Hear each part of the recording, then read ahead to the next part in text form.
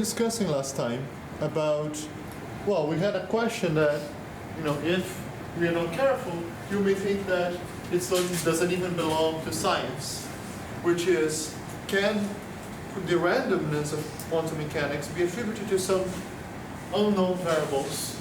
By unknown, I mean they're not accessible to experiments. And the answer, well, it won't be a resounding no, but it will be not easily. And you know exactly what I mean by not easily. There are two conditions.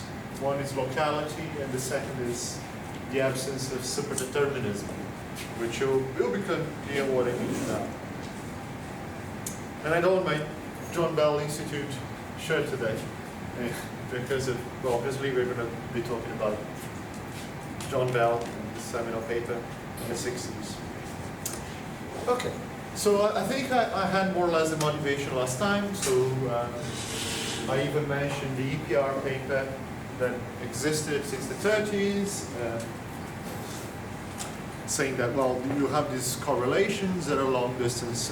One option would say that, well, there is some sort of spooky action at the distance, as it's often attributed to Einstein.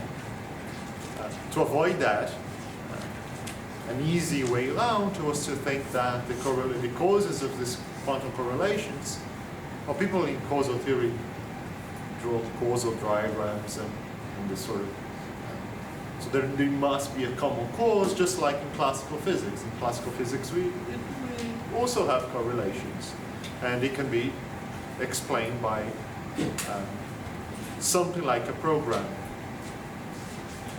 And so, okay, so let's see. And I said that this something as simple as that wouldn't explain quantum mechanics. So let's see why. So these are called Bell's inequalities.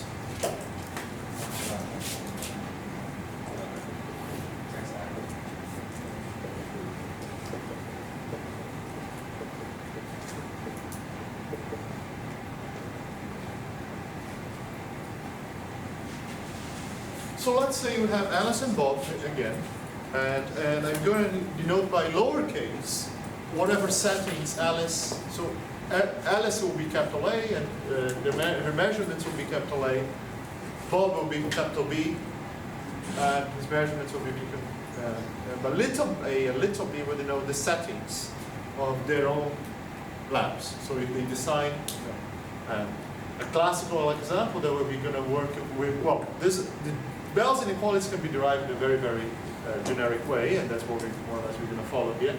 We're going to talk about, again, spin, because the spins are the easiest quantum systems to describe.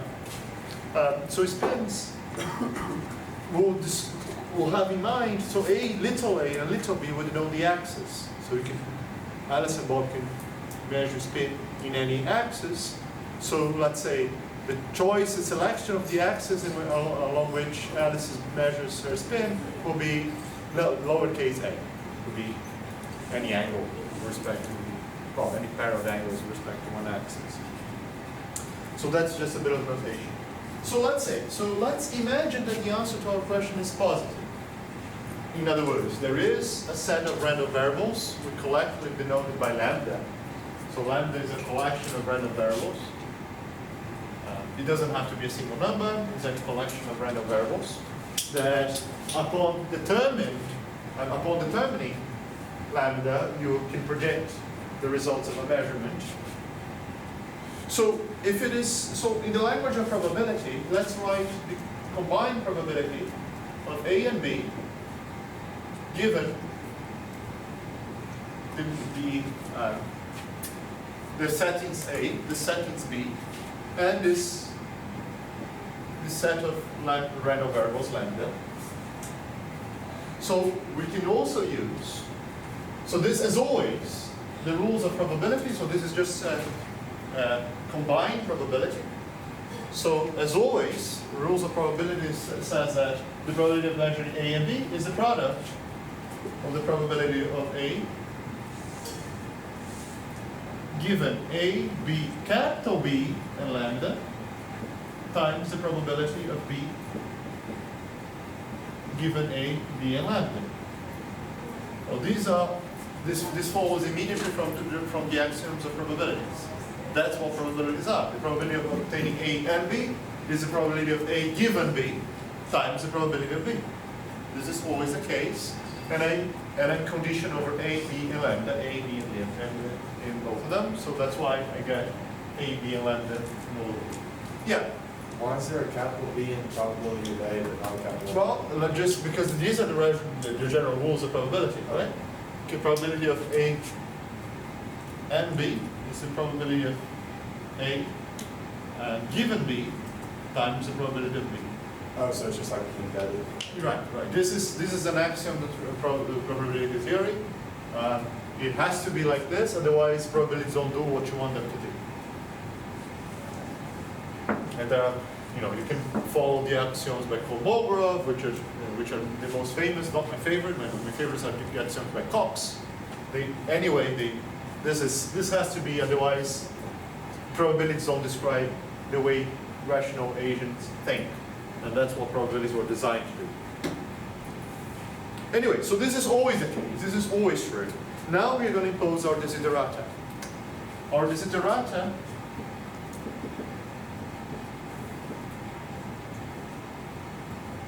is saying that this probability here is given by the probability only known A and lambda. And this probability is obtained only as known B and lambda. So this is what John Bell proposed to do. I hope you see what this is saying. This is saying that learning about Bob's outcome or Bob's setting won't improve the prediction that Alice makes. And here the same thing. Knowing about Alice's setting won't improve the prediction Bob makes. So this is independent. So this is already telling us locality. The knowledge of the other lab won't improve what's happening to their lab. So this is a big hypothesis, and I think you can already anticipate if Jackson's intuition is right, this is falsifying. But if Jackson's intuition was right, this was falsified at the cost of spooky action at a distance. Right? So that's what John Bell didn't believe. Most people wouldn't believe at the time. They probably believed that this could be done by just, there is a very maybe complicated set of lambdas and we just don't have access to it. Okay, now we have an extra hypothesis. So this is one hypothesis. Now we have an extra hypothesis that says that Alice and Bob may choose their settings a and little b freely. In other words, independently in the language of probability, in probability theory. So mathematically, let's rho of lambda, the probability distribution over the random variables lambda, which are unknown. Then rho, so the second hypothesis, rho of lambda, given A and B, is just rho of lambda. In other words, whatever the choice of the settings don't influence the program of the part. So the negation of this hypothesis, so let me call it H1, hypothesis 1, and let me call this H2. So the negation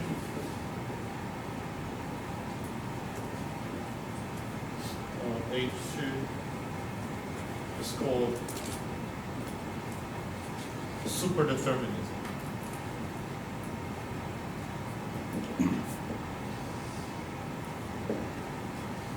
This is not a very serious hypothesis. I mean, not many people believe in superdeterministic theories.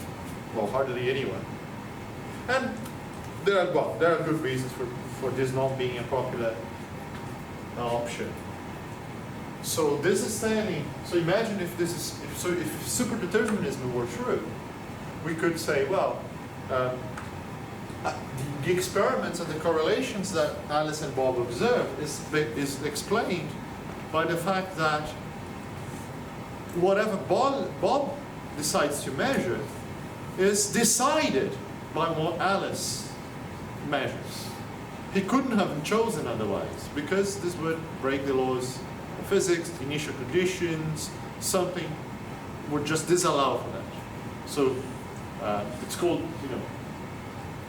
I hate people using other words like free will to explain that, but that's in that sense what this is saying, right? So if Alice decides that Bob has the illusion of thinking that he's choosing his settings at random, but he isn't. So that's why I want to try to verify this experimentally. Some of the experimental procedures involve using light, deciding the settings, a, little b, using light coming from very distant galaxies. So they point the telescopes at different points of the sky, so that the signal coming from them will be, the causal connection between will go way back in the past, if any. So it becomes increasingly difficult to believe that there is no correlation between the signals from these two distant stars. So people tested that already, right? So they become, yeah. So I hope, there are arguments, for example, even if you believe in superdeterminism, what that entails. For example, if you have like a pool game in which you have many collisions, even if there is a very strong correlation between one ball and the ball it hits in the beginning, if it hits many balls, after a small number of collisions, you see that these correlations wash out. So this is pretty hard to believe that. So not many people would negate H. Right? Are the hypotheses clear to everyone? All right, so let's just see, let's obtain an inequality from this hypothesis. So let's, let's find the expectation value, or expected values, because we're not talking about quantum mechanics, we're talking about probability, any probability model. So this is not a specification of quantum mechanics, I repeat that, this is just a model anymore. So the expected value of A and B is the integral over lambda, the sum over A and B, AB, probability of AB given AB lambda, rho lambda given AB. Yeah, that's what we mean by an expectation value, an expected value. Now, using H1 and H2, well, first of all, I can remove this A and I can remove A and B from here, and this you already see what happens. So first of all, I remove little a and little b from this conditional here, and if this is true, this splits in a sum over A and a sum over B. That's statistical independence. That's exactly what we wanted to implement, is statistical independence. Conditioning doesn't do anything for you. So this is the integral of the sum over A of A, B, A lambda, sum over B, B lambda, rho lambda, B lambda. So that's using H1 and H2.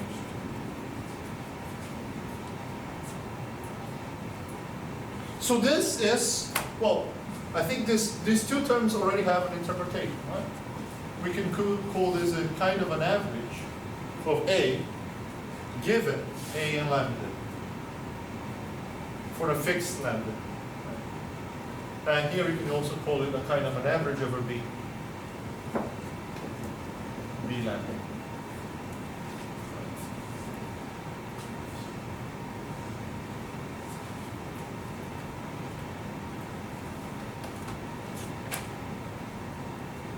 So, okay, so what we can do now, we can write the expected values twice. So this is the formula that we've got, and I'm going to use this abbreviation here, which is, I hope it's somewhat intuitive. And let's find this following expectation value, AB plus AB prime. Well, obviously I can just write this expression twice with B and B prime and add them. So I'm not changing this A, so this A factors out. So this A of A lambda factors out. And I've got a sum over the B's.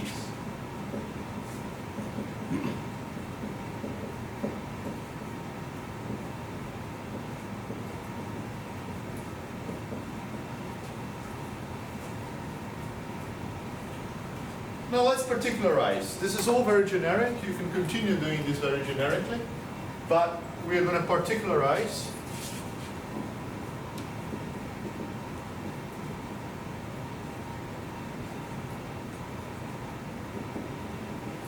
Let's say the observables A and B only assumes values bounded by plus or minus 1.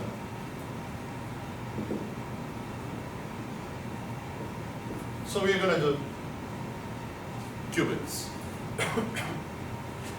Say A and B only assume.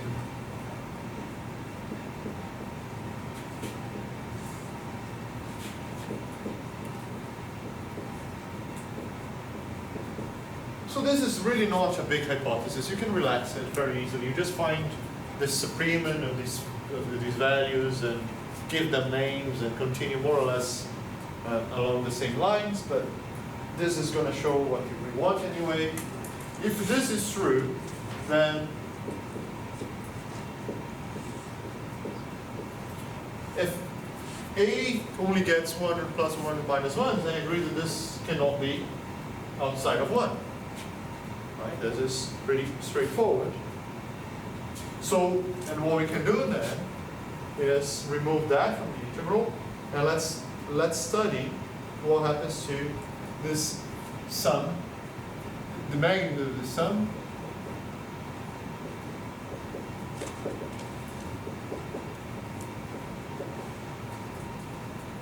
Well, this gets, remember that the triangle inequality for the magnitude, right? So this is bounded by the sum of the magnitudes, for example, and the magnitude of the integral, I can place the magnitude inside the integral if I use the more or equal sign. So this becomes the integral. I'm already removing that A, so that gets B bar, B lambda, plus B bar, B prime lambda, rho lambda.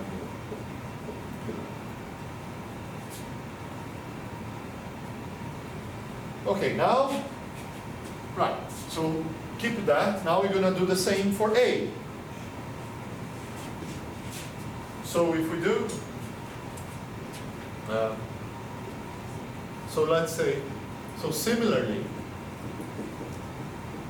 if I change A prime, I pass A prime here instead of A, obviously nothing will change.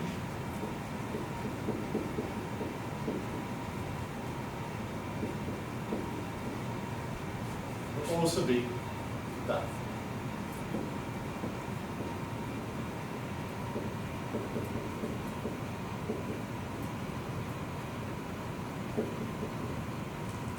Oh, with a minus sign now.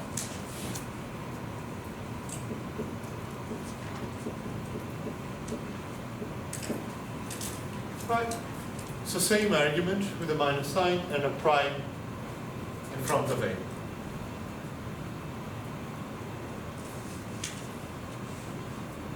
So what I said about A is also true for B.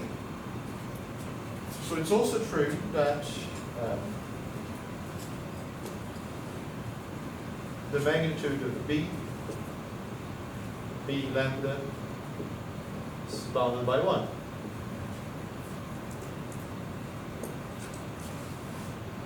But something like this, but using the triangle inequality, b bar of b lambda plus or minus b bar of b prime lambda. Using the triangle inequality, that is more or equal than b of b lambda bar plus b of b prime lambda bar.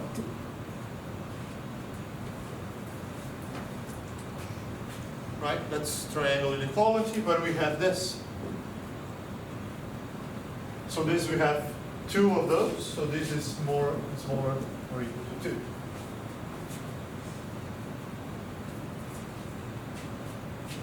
All right, so I can add this equations, and I get, so adding these two equations, I get magnitude of E AB plus E of AB prime plus E of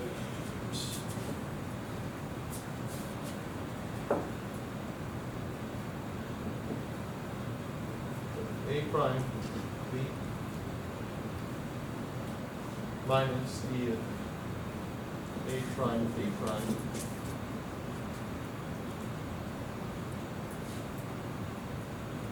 is more or equal to 2.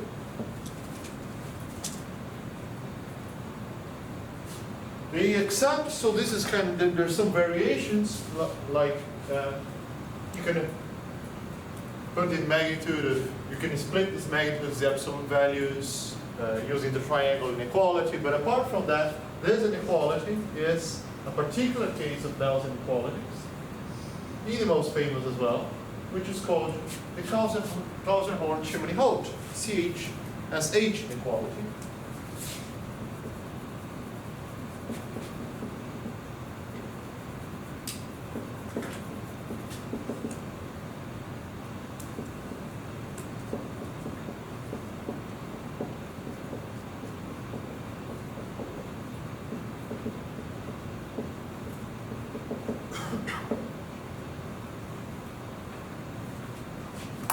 And that has to be satisfied by anything that obeys H1 or H2. We didn't use any extra hypothesis.